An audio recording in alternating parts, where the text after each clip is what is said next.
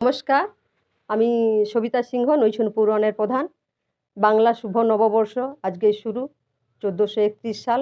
সবাই ভালো থাকবেন, সুস্থ থাকবেন এবং বিভিন্ন রোগ দুরারোগ্য থেকে ভালো থাকবেন, মুক্ত থাকবেন, সচেতন থাকবেন। আসুন সবাই মিলে আজকে শপথ নেই।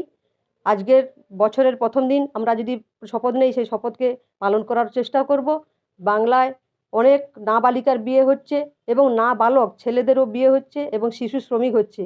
সেটা থেকে আমরা আজকেই প্রতিজ্ঞা করব যে এর থেকে আমরা প্রতিরোধ করব।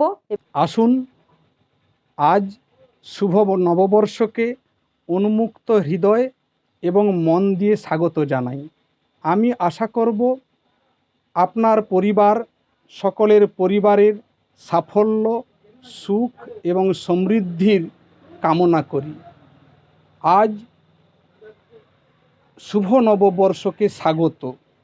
আসুন সকলে মিলে মতানৈক্য সব প্রকারই ভুলে গিয়ে আজ থেকে নতুন বর্ষকে নতুন করে গড়ে তুলব, এই অঙ্গীকার সকলের কাছেই করিতেছি।